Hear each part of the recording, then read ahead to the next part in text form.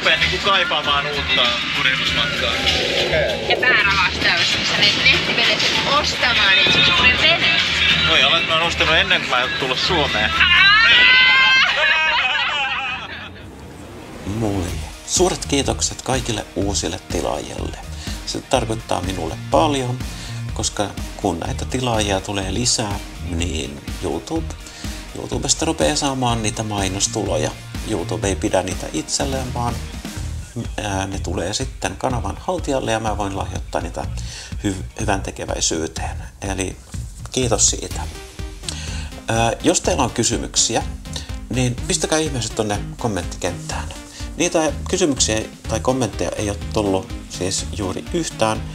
Kysykää, niin otan sitten esille näissä videoissa. Mulla on oma vene kiikarissa, sen takia. No joo, oma vene kiikarissa ja tällä hetkellä olen käynyt katsomassa Finnflyeria, olen katsonut yhtä Avancea ja saa nähdä mitä tästä tulee, mutta joku 30 plus jalkainen vene olen hankkimassa ja tavoite on, että keväällä aloitetaan se purjehdus. Nyt syksy on niin pitkällä, että en kyllä saa sitä veteen, en saa sitä tänne Vaasaan edes, vaan se on nyt ostettava jostain ja laitettava sitten peitteen alle, missä sattuukin olemaan. Mutta tästä tulee jännittävää. Tuleeko siitä joku projektivene, missä on tosi paljon korjattavaa, vai onko se ihan hyvä kuntoinen? Mutta tämmöistä niin kallista en tule ostamaan. Eli jos sinuakin kiinnostaa joku tämmöinen edullisempi, mihin ei rahaa tarvitse laittaa paljon, niin katsotaan mitä tästä seuraa. Et onko tässä tulossa 7 vuoden epäonni ja tuska vai ainoastaan ihanaa purjehdusta. Mut nyt lähdetään Bermudaa kohti. Hyvin menee, oot ihan keskellä. Siis pitäisikö mun käydä kalakaupassa? No mitä ne tosi... Mennään pubiin ja otetaan fish and chips. Se on ihan hyvä. Hei, mitä ne tosi kalastajat tekee? Käykö kalakaupassa? Mennään vetämään aamupiiset tänä aamuna, eikö? Mennään! Pina coladat. Ja rommit. Aamupiste. En ole ikinä juonut aamupiste. Eikä mä otan rantautumisrommit. Tänään taidan juoda.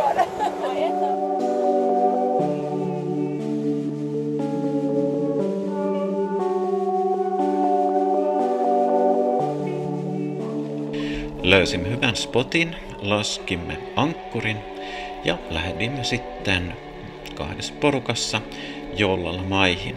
Siellä saimme sitten todeta, että laituripaikka ei ole ollenkaan kallis. Ja miksei ostaa se purjeveneen? Joten päätimme sitten siirtää veneemme lähemmäs keskustaa, että olisi liikkuminen vähän yksinkertaisempaa.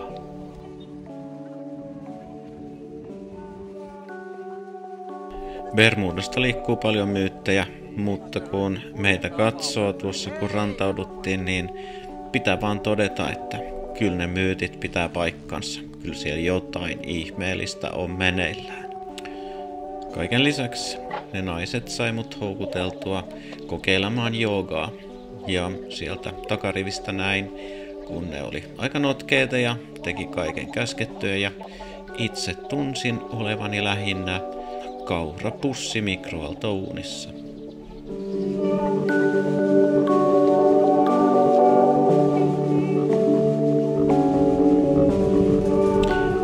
Muut jäivät tekemään ostoksia tai tekemään jotain muuta hyödyllistä, mutta me 3 lähdettiin sitten bussilla Bermudan pääkaupunkiin Hamiltoniin.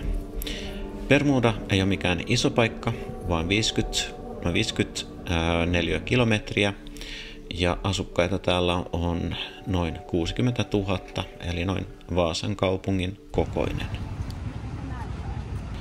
Brittihenkinen Bermuda ei ole mikään erityisen halpa paikka, mutta kunhan saatiin syötyä ja juotua, etsittiin bussiasema ja palattiin veneelle.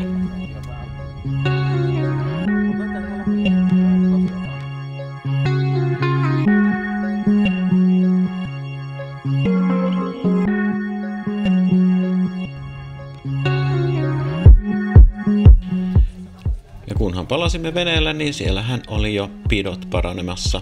Siima oli vielä juomatta ja tässä nyt harjoitellaan sitä ehkä tärkeintä vinssikampi-taitoa, eli kaljapullon korkin avaamista.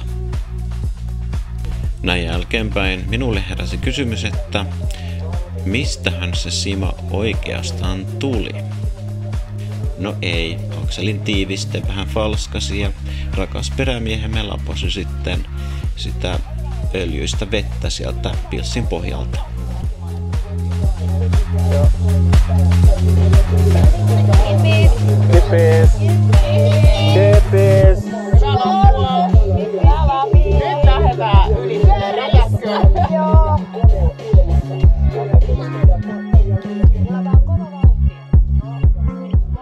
Ensimmäinen viikko oli totuttelua ja oppimista, oli aika paljon kryssimistä ja maileja ei ehkä tehty niin paljon kuin ainakaan kipparimme oli suunnitellut, mutta tätähän purjehdus on. Nyt edessä oli sitten vähän enemmän Atlanttia ja ei vielä tiedetty, että kestääkö vielä viikko, 2 tai 3 ennen kuin saavumme Azoreille. Marinassa makasi kunnon kokoinen purjealus. Tuo oli Baltic, en muista tosin nimeä enkä paljon muutakaan, mutta olisikohan ollut noin 100-jalkainen kunnon laite. Balticithan on valmistettu täällä Vaasasta vähän pohjoiseen Peräsööressä Pietasaaressa. Kiva nähdä paikallinen tuote näin kaukana kotoa.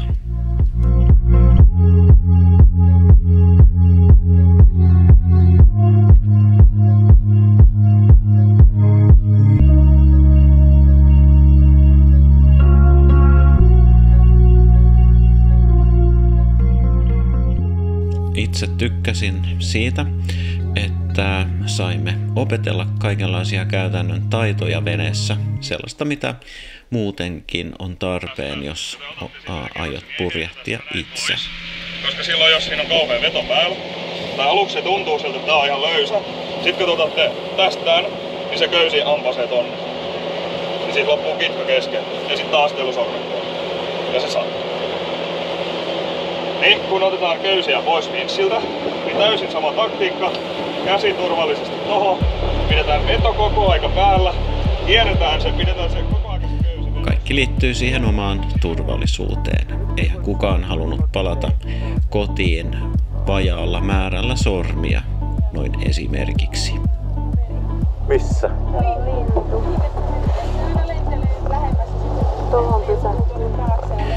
Ensi jaksossa tulet tapaamaan sekä lintuja että kaloja enemmän lähikuvissa. Ja jos vielä tilat tämän kanavan, niin et tule sitä missaamaan. Hei, hyvää vappua! Hyvää vappua!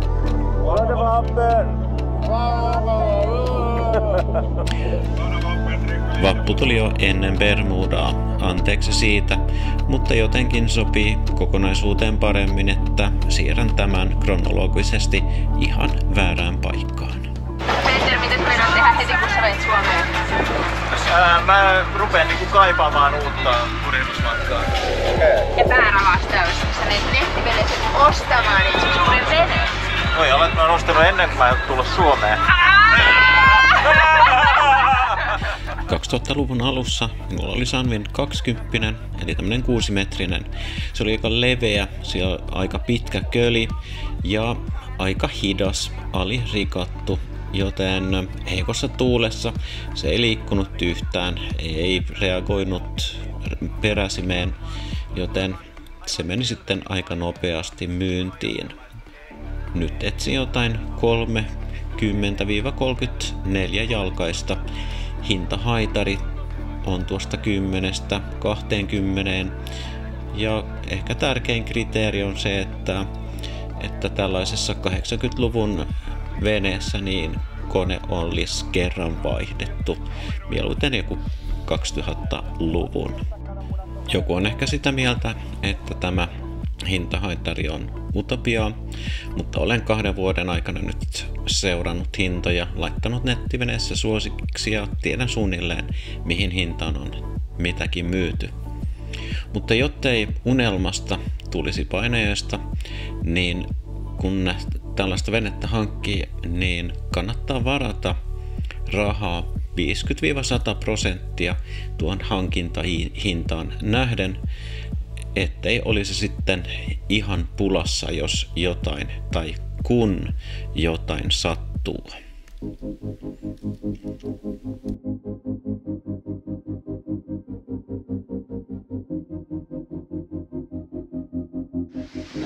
Ok. Joo. Matkalla Asoreille. Joo. Vauhtia 4-6 solmua. Vaikka nyt ollaan kyllä matkalla Grönlantiin. Toivottavasti päästään kääntyä jossain vaiheessa ennen Grönlantia.